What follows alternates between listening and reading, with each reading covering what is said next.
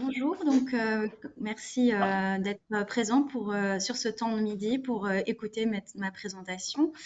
Genida, c'est une plateforme participative de recherche sur les formes génétiques de déficience intellectuelle avec ou sans autisme ou épilepsie. Cette base de données, elle est internationale, elle est participative et elle porte sur les manifestations médicales, comportementales et sur l'histoire naturelle des formes génétiques de TDI, donc le trouble du développement intellectuel. Et elle a pour but de collecter les informations de santé directement auprès des personnes concernées et de leurs familles afin d'accélérer les connaissances sur ces pathologies et en améliorer ainsi la prise en charge. Le site internet Genida, il est destiné aussi bien aux personnes concernées qu'à leurs familles, mais aussi aux chercheurs, aux médecins et aux professionnels qui sont impliqués dans la prise en charge de ces pathologies. Alors, quelques mots sur l'histoire du projet. Donc, il a été imaginé par Jean-Louis Mandel ici à Strasbourg en 2014 et le premier questionnaire a été mis en ligne fin 2016. La base de données, elle est gérée au quotidien par un chef de projet, moi depuis 4 ans déjà. Et puis, donc, je vous ai indiqué nos sources de financement. Il faut savoir que Genida est une cohorte du projet Radico, donc le Rare Disease Cohort, un programme qui est géré par l'INSERM et auquel on est adossé. Et c'est avec leur participation qu'on a déclaré le projet à la CNIL et que le projet donc a été approuvé par le comité d'éthique de l'INSERM. Donc, on collabore avec un très grand nombre de cliniciens et chercheurs au niveau international. J'en reparlerai un petit peu tout à l'heure. Et on a un conseil scientifique international qui se réunit annuellement au moment de la conférence de la European Society of Human Genetics. Donc là, vous nous voyez en photo au mois de juin dernier à Berlin. Et on participe aussi, on invite parfois à ces réunions certaines associations qui sont nos partenaires au quotidien. Voilà. Alors, comment ça marche Genida? Il s'agit essentiellement d'un questionnaire général qui est unique et qui est le même pour toutes les cohortes qui sont représentées dans la base de données. Ce questionnaire, il est accessible en ligne et pour le moment, il existe en 8 langues. Et on a des nouvelles versions qui sont en préparation et qui seront mises en ligne sur le nouveau site dont je toucherai un mot à la fin de cette présentation. Le questionnaire a pour but d'être complété par la personne atteinte si elle est en mesure de le faire ou par un proche. En général, ce sont les parents, les grands-parents ou les frères et sœurs. Et dans l'idéal, on aimerait que les personnes reviennent à peu près une fois par an pour mettre le questionnaire à jour en fonction des nouveautés, soit des nouveaux syndromes, soit des effets secondaires peut-être qui sont apparus suite à une médication. Les données sont bien sûr anonymisées et hébergées sur un serveur ici en France. Alors, concrètement, à quoi ressemble le questionnaire? Donc, je l'ai dit, il est accessible en ligne et il contient 46 questions. Donc, ça peut paraître long, mais il s'agit essentiellement de QCM, donc de questions à choix multiples, et plus 5 questions à réponse libre qui apparaissent à la fin du questionnaire. Donc, vous avez ici les sections représentées dans le questionnaire. Donc, on a la section poids, taille, périmètre crânien, puis une section grossesse, enfance où les questions portent plutôt sur les problèmes qui sont apparus durant la grossesse et durant les 4 premières semaines de vie, ainsi que une question concernant les étapes du développement de la personne. Concernant la section déficience intellectuelle et autisme, là c'est plutôt est-ce qu'il y a eu un diagnostic de TDI ou de TSA? Quels sont les problèmes de comportement observés? Il y a également une question qui permet d'évaluer la sociabilité de la personne. Puis la section problèmes physiques et neurologiques qui porte sur les difficultés à la marche rencontrées, les tremblements ou les désordres de mouvement, et également les problèmes d'épilepsie éventuels. Les problèmes sensoriels, donc problèmes de vision, d'audition et d'odorat. Et les autres problèmes, c'est notre section la plus conséquente qui porte notamment sur les problèmes cardiaques, rénaux, vasculaires, endocriniens ou immunitaires qui peuvent apparaître. Et encore une fois, comme je le disais, il y a les 5 questions ouvertes qui ont été déplacés à la fin du questionnaire pour que justement vous puissiez insister sur les choses qui vous apparaissent vraiment essentielles une fois que vous avez rempli le questionnaire ou les choses qui n'ont pas été peut-être mentionnées précédemment. Donc là, c'est libre à vous d'être aussi exhaustif que possible. Alors, je voulais vous présenter également un type de question. Donc, voilà, la question épilepsie, elle se présente comme ça. Est-ce que votre proche a eu des crises d'épilepsie? Oui, non ou pas, pas à ma connaissance. À ce moment-là, donc si vous cochez non, ou pas à ma connaissance, vous pouvez simplement valider et passer à la question suivante.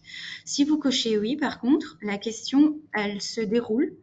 On va vous demander une date, par exemple la date de la crise, ou on peut carrément y indiquer une période de crise. Si les crises ont été très rapprochées durant 2-3 mois, vous pouvez faire ça. Et elle continue à se dérouler puisqu'on vous demande s'il y a eu une médication et si l'épilepsie est pharmacorésistante.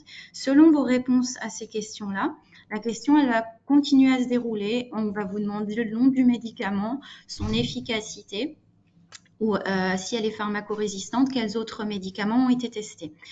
Et à la fin, il vous est également demandé quels sont les types d'épilepsie et leur gravité. Et à la fin de cette question, une fois que vous y avez répondu, vous avez la possibilité de valider et de passer à la question suivante ou de revenir sur la question pour une deuxième période. Par exemple, s'il y a une seconde période d'épilepsie, si pendant quelques années votre proche a été tranquille et que vous répondez à son âge actuel, mais que finalement peut-être 10 ou 15 ans plus tôt, il y avait une crise, vous pouvez le mentionner.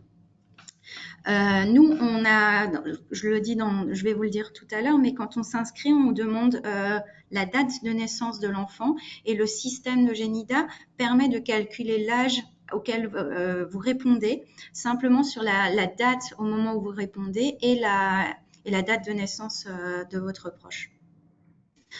Donc, concrètement, pour participer à Genida, la clé d'entrée, c'est d'avoir un diagnostic génétique. Il faut connaître le gène ou le défaut génétique de votre proche, qui concerne votre proche. Vous pouvez vous inscrire en ligne depuis un smartphone, mais pour le moment, le site actuel n'est pas, le questionnaire actuel n'est pas accessible depuis un smartphone. Donc, vous pouvez vous enregistrer, mais pour répondre au questionnaire, il faudra y accéder depuis un ordinateur ou une tablette. Au moment de l'inscription, si c'est vous en tant que parent ou en tant que proche en général de la personne qui complétez, on vous demande simplement une adresse email valide et votre lien avec la personne concernée. Et concernant votre proche, on va demander un pseudonyme. J'insiste sur le fait d'utiliser un pseudonyme pour s'assurer de l'anonymisation des données. Après, s'il s'avère que lorsque vous remplissez, vous avez tendance à utiliser le prénom, nous, on anonymisera par la suite au moment de la curation des données. Comme je le disais, on demande le mois et l'année de naissance, pas le jour, parce que c'est considéré comme trop identifiant par les comités d'éthique. Le pays de résidence, parce que ça, c'est important pour vous proposer certaines études qui vont être peut-être uniquement diffusées en français ou uniquement restreintes à une certaine zone géographique. Donc voilà, le pays de résidence vous est demandé. Et encore une fois, donc comme je vous le disais, le gène ou le défaut génétique. Ce sont deux champs où vous avez des menus déroulants pour sélectionner les gènes, mais si le gène qui vous concerne n'est pas renseigné dans le menu déroulant, il y a quand même possibilité de participer. Il y a des champs libres où vous pouvez rentrer le gène et nous, on fait de la curation de données très fréquemment et on rajoute des nouveaux gènes à la liste, à nos menus et du coup, vous serez automatiquement ajouté dans ces cohortes-là. Donc, une fois que vous êtes inscrit, il faut remplir le questionnaire. Si vous le remplissez tout de suite, vous recevrez uniquement des mails vous rappelant qu'il est temps d'actualiser vos réponses. À peu près une fois par an, vous recevrez nos newsletters. Vous serez invité à participer à des études ancillaires.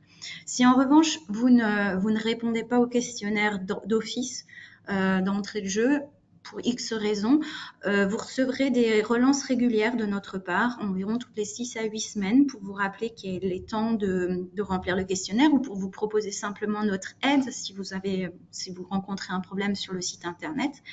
Et au bout d'un an, on supprimera, sans réponse de votre part, on supprimera votre dossier après une dernière relance vous annonçant la suppression prochaine du dossier, simplement parce qu'on ne peut pas garder votre adresse email et les données concernant votre proche si vous n'avez pas participé à l'étude. Voilà, donc une simple inscription n'est pas suffisante et je me permets d'insister là-dessus. Donc le questionnaire, il est long, on le sait, donc on peut le remplir en plusieurs fois. Les questions, vous pouvez y répondre dans le désordre. Peut-être que sur le moment, vous n'avez pas forcément le carnet de santé à côté de vous. Et si votre proche est déjà âgé, il faut revenir en arrière dans son dossier médical pour trouver le nom de tel ou tel médicament. Donc on permet tout à fait le remplissage dans le désordre en plusieurs fois. Et on insiste également sur le fait que répondre non ou je ne sais pas à une question est quand même plus informatif que de ne pas y répondre. Et à l'issue de votre participation, vous avez la possibilité d'imprimer un PDF qui compile l'ensemble de vos réponses et des questions de Genida. C'est un document très complet qui facilite l'actualisation des données ultérieures et qui peut être ajouté au dossier de votre proche. Voilà, alors concrètement, nous, donc, on essaye de recruter toujours plus de patients, donc on participe régulièrement à des rencontres de patients, des regroupements associatifs. On a ces petits outils qui sont à disposition, donc ce sont des flyers qui sont disponibles en 12 ou 13 langues maintenant, qui sont téléchargeables en ligne pour les 8 langues qui sont déjà utilisées sur notre site et sinon simplement disponibles par mail auprès de Genida. Donc c'est un document qui est à la fois valide pour les familles et les patients, mais qu'on utilise également pour essayer de recruter les professionnels, pour leur montrer ce qu'ils peuvent faire des données. Et j'en parlerai tout à l'heure. On a également ces affiches qui sont destinées aux salles d'attente des cliniciens et des centres maladies rares pour atterrir directement en flashant le QR code sur notre site afin de recruter toujours plus de patients. Et le gros du recrutement se passe sur les réseaux sociaux. Donc, on a une page Facebook sur laquelle on fait des publications régulières en français, anglais et espagnol. On a également une chaîne YouTube où on a des vidéos de présentation du projet en français et en anglais, avec un tutoriel également pour participer, pour vous inscrire. Et depuis peu, on est sur Instagram où on a plus de flexibilité pour poster dans plus de langues. Et puis ça fonctionne bien. On a déjà pas mal de followers. Voilà. Et donc, en ce qui concerne Genida actuellement, donc on a plus de 2000 dossiers de patients qui ont été complétés, donc toutes cohortes confondues, et plus de presque 260 professionnels qui sont rattachés également à Genida et qui ont donc accès aux données collectées pour une ou plusieurs cohortes.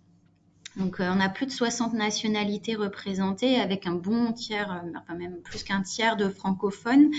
Les anglophones sont très bien représentés également.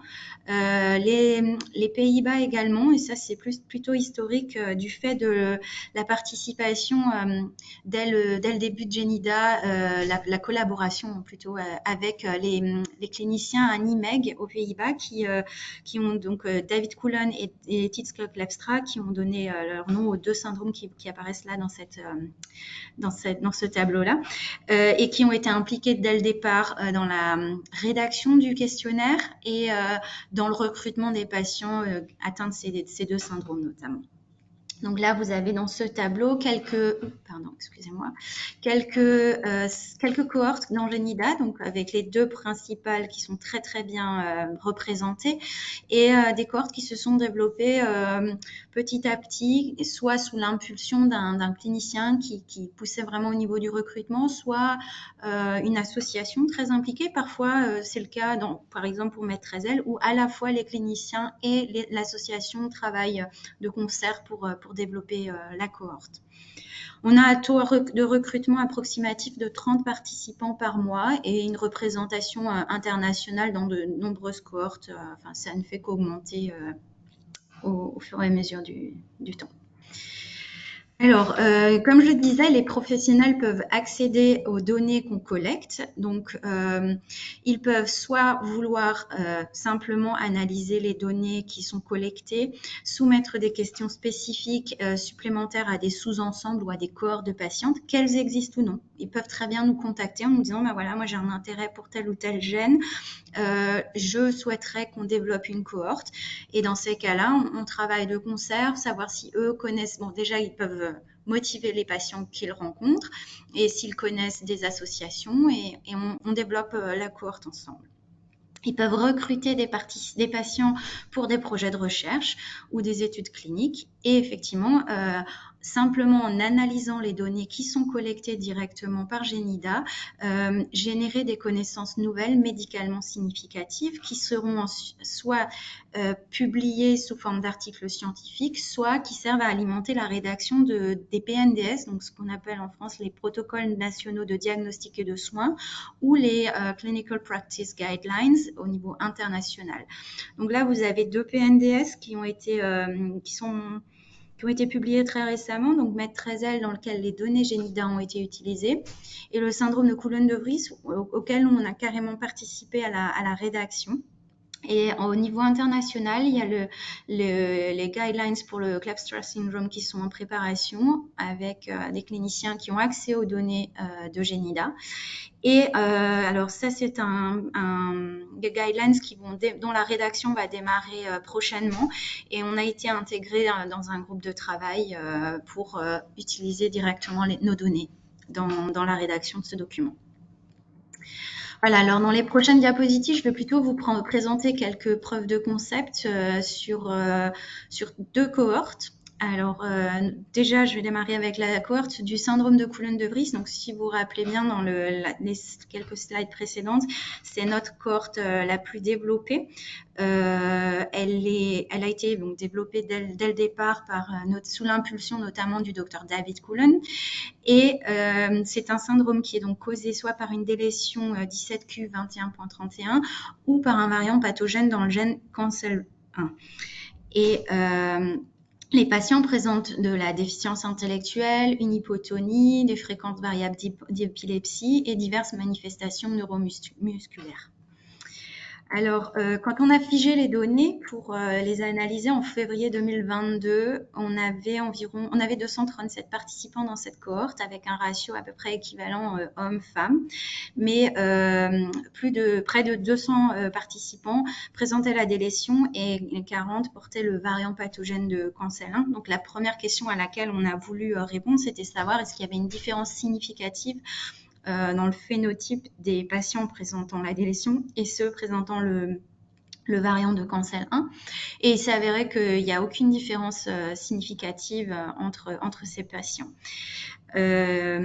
On s'est attaché un petit peu à regarder plus en détail chacune de nos questions et on s'est rendu compte que alors que les problèmes respiratoires étaient très peu évoqués dans les publications qui existaient avant, à ce moment-là, dans les données Genida, il apparaît que les problèmes respiratoires, donc asthme, pneumonie ou tout autre type d'infection respiratoire étaient parmi les comorbidités les plus fréquemment signalées pour le syndrome de Coulon-de-Vries, donc le KDVS, et que ces problèmes étaient considérés comme très importants par de très nombreuses familles.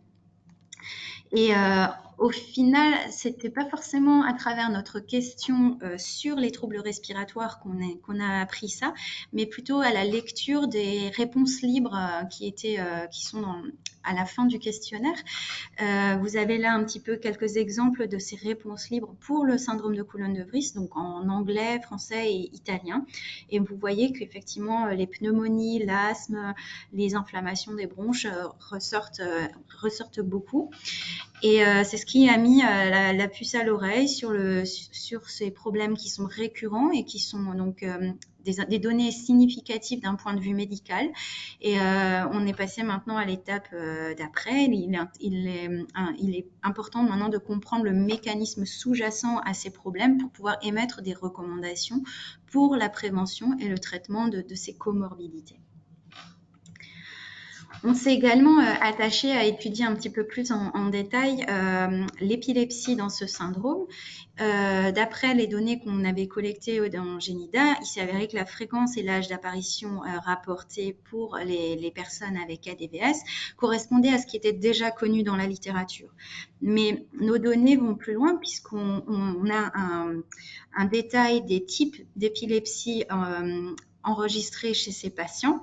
Et on a travaillé avec le docteur Nicole Collot, qui est un expert en pharmacovigilance, pour recontacter ces personnes-là et en apprendre davantage encore sur la médication employée, sur les effets secondaires et sur la perception, l'efficacité perçue de ces médicaments. Et là encore, on confirme ce qui était connu dans la littérature, mais pour une cohorte beaucoup plus petite, c'est à savoir que certains médicaments, donc valproate et l'oxcarbazépine, présentent un meilleur équilibre thérapeutique que le levetiracetam. Voilà. Donc toutes ces données-là, elles ont été publiées en 2023 donc vous avez la référence de l'article ici et ont été intégrées dans le PNDS qui est paru peu de temps après la parution de l'article. Et suite à cet article et cette étude, on a décidé de se lancer dans une seconde étude ancillaire avec l'équipe de Nimeg aux Pays-Bas qui souhaitait approfondir la nature des problèmes musculo-squelettiques qui sont associés au syndrome de Coulon-de Vries. Et pour ça, on a recontacté les personnes qui s'étaient inscrites dans Génida. On a recontacté les personnes qui étaient enregistrées dans la biobanque de Radboud, donc à Nimeg, et la KDVS Foundation pour demander à ces personnes-là, celles qui le souhaitaient, de renvoyer les dossiers médicaux. Quand ces dossiers n'étaient pas dispo, les familles répondaient à une enquête un court questionnaire et on les sollicitait pour qu'ils envoient les radios et les IRM qui ont été examinés par l'équipe de Nimeg. Il s'est avéré à l'issue de cette étude que la prévalence de la scoliose dans le KDVS dépassait très largement la prévalence de la scoliose dans la population générale. Et suite à cette étude, on a pu émettre une recommandation, savoir un dépistage radiographique systématique de la colonne vertébrale en position debout, coronale et sagittale au moment du diagnostic de KDVS, avant le début de la poussée de croissance et à 18 ans. Donc, toute cette étude et ces recommandations ont été publiées également en 2023 et ont également été intégrées dans le PNDS. Et toujours sur le même syndrome, suite à l'apparition du premier article, on a été contacté par une équipe en Israël qui, elle, souhaitait plutôt en apprendre davantage sur les manifestations ophtalmologiques associées au syndrome. Certaines étaient connues et l'idée était également de potentiellement découvrir de nouvelles associations oculaires avec le KDVS. Et pour ceci, on a envoyé une enquête qui était disponible uniquement en français et en anglais. Et sur une durée d'environ 6 mois, on a eu près de 70 réponses. Les gens on les invitait à répondre à une enquête sur les troubles oculaires. Donc, il faisait une dizaine de questions, il était long d'une dizaine de questions, et on demandait de renvoyer les résumés de visites et d'examens ophtalmo et les clichés autant que possible directement à l'équipe en Israël. Et effectivement, donc, on a confirmé l'association du KDVS avec des anomalies oculaires fréquentes, donc notamment du strabisme, des erreurs de réfraction, mais on a également mis en évidence des associations avec des troubles rétiniens rares ou des troubles nasolacrimo rares. Et là encore, des recommandations ont été émises pour préserver la vision et prévenir des lésions irréversibles. Et donc ces résultats ont été publiés malheureusement un petit peu trop tard pour apparaître dans le PNDS, mais seront intégrés lors de la réactualisation du PNDS d'ici quelques années. Je voulais également vous présenter rapidement une autre étude qui a été, enfin deux autres études qui ont été menées sur le syndrome DDX3X, qui est une des causes génétiques les plus courantes de TDI chez les femmes et qui apparaît occasionnellement chez les hommes, qui se caractérise par une hypotonie, des problèmes comportementaux et des déficits persistants d'élocution ou de langage. Alors, il y a eu en parallèle deux études, donc l'étude française menée par Valentin Ruot et David Geneviève à Montpellier, qui a confronté les données cliniques de 48 patients français avec les données Genida. Donc, à l'époque, on avait 44 patients dans la base de données, mais ils n'étaient pas tous français. Et une étude qui a été menée en partenariat avec l'équipe d'Angela Morgan en Australie et qui portait plus spécifiquement sur la parole et le langage chez 38 femmes porteuses de variants de DDX3X. Et donc, ces deux études qui ont été publiées à 2 mois d'intervalle ont mis en évidence notamment des difficultés d'alimentation qui n'étaient pas forcément décrites précédemment dans la petite enfance, avec une préférence notamment pour certains types et textures d'aliments, un appétit excessif, des problèmes de reflux gastro-œsophagien, et ces difficultés semblent persister au-delà de l'âge de 8 ans dans plus de 20% des cas. Les problèmes comportementaux, notamment le TDAH, sont bien plus importants pour les soignants que ce qui était rapporté jusqu'à présent dans la littérature. On mentionne également des problèmes d'impulsivité, de stéréotypie ou d'anxiété. Et les troubles de la parole et du langage, donc ça c'est plutôt la seconde étude, varient de modéré à sévère, et un tiers des patients sont rapportés comme étant minimalement verbaux et font appel à des moyens de communication améliorés alternatifs, langue des signes, gestuelle, etc. Et voilà, les troubles du sommeil également étaient déjà connus de la littérature. Ils sont rapportés chez plus de 30% des patients et peuvent s'imbriquer avec les problèmes d'anxiété et avec le TDAH qui a été déjà mentionné. Donc voilà, donc les deux articles ont été publiés au début de cette année. Et alors pour cette cohorte, je tenais quand même à dire donc que c'était une cohorte qui s'est développée au fur et à mesure, il y a eu un bond dans le recrutement au mois d'octobre au moment de la première journée consacrée au syndrome qui a été organisée à Paris, qui était internationale, il y avait des visios avec les États-Unis notamment. Donc suite à cette journée, on a eu un bond dans le recrutement. Les articles sont parus début de cette année. Encore une fois, un petit bond dans le recrutement. C'est pas parce que les articles ont été publiés qu'il faut plus s'inscrire dans la cohorte, parce qu'au contraire, on peut très bien se décider, enfin les cliniciens nous contacter pour lancer une nouvelle étude sur cette cohorte-là. Donc chaque inscription est importante, même après parution des premiers articles.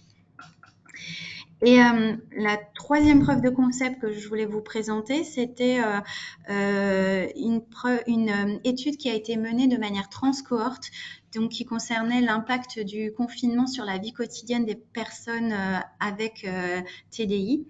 Et ça consistait en fait à comparer le mode de vie, le comportement, le régime alimentaire et le sommeil durant les 6 mois qui ont précédé le premier confinement, donc au printemps 2020, et durant le confinement. Donc c'est un appel à participation qui a été relayé par mail et via les réseaux sociaux, et en l'espace de 6 semaines environ, on a eu plus de 200 réponses avec un ratio à peu près équivalent homme-femme, 144 enfants, plus de 15 nationalités représentées, une durée de moyenne de confinement de 57 jours. Et on ressort qu'il n'y a pas spécifiquement de différence de fréquence ou d'intensité des troubles alimentaires et du sommeil chez ces patients, mais une augmentation de l'intensité des problèmes de comportement. qui sont probablement les conséquences d'un manque de stimulation ou une réaction à des changements inattendus dans les habitudes quotidiennes. Voilà. Alors ici, vous avez quelques études qui sont actuellement en cours sur certaines cohortes. Donc la première qui a été lancée sur les patients porteurs de variants ATP1A3 qui a été démarrée depuis l'été 2022. On a 2 études en cours sur le syndrome de White-Sutton, un qui concerne plutôt les problèmes de vomissements répétés et l'autre qui vise plutôt à caractériser le phénotype psychiatrique de ces patients. On a cette étude sur les troubles de la vision associés au syndrome de Kleefstra qui va démarrer.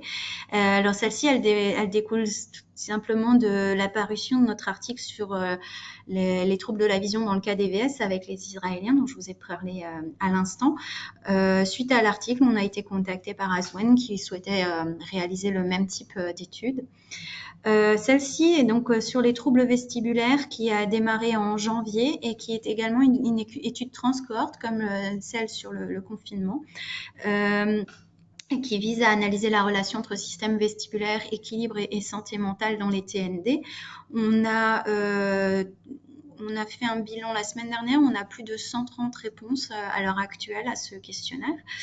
Et voilà, une qui vient de démarrer sur les variants, les porteurs de variants MEF2C. Voilà, et il y en a d'autres encore. Et donc, un dernier petit mot sur notre site internet. Donc, pour ceux qui ont déjà utilisé Genida, on a tout à fait conscience de pas de l'obsolescence, mais voilà, oui, en quelque sorte quand même, du fait que Genida, c'est pas un site ultra fluide, pas très très informatif. Et du coup, on a décidé de refaire une refonte globale du site pour pouvoir ajouter, préciser certaines questions et pour faciliter également l'analyse des données collectées par les professionnels. Donc, on est en train de travailler à cette refonte avec les informaticiens pour des menus remaniés, pour un processus d'inscription facilité à la fois pour les professionnels et pour les familles, pour pouvoir mettre en place des traductions complètes du site, parce que si le questionnaire actuellement est disponible en 8 langues, le site internet, lui, n'est traduit qu'en français et en anglais. On veut ajouter des nouvelles langues. Donc, je vous ai dit, polonais, turc, roumain et bulgare sont déjà bien avancés. On veut facilement ajouter des nouveaux questionnaires pour des études ancillaires. Le PDF également que vous pouvez télécharger à la fin sera beaucoup plus convivial, plus informatif. Et le site et le questionnaire seront totalement compatibles avec les smartphones. Donc, on y travaille et on a démarré tout doucement les tests de la première version. Et d'ici la fin de l'année, on fera les premiers tests de l'interface avec les professionnels qui se sont portés volontaires et avec des familles également et des associations. Voilà, je vous remercie de votre attention et vous avez ici tous nos contacts pour si vous avez des questions supplémentaires, mais voilà.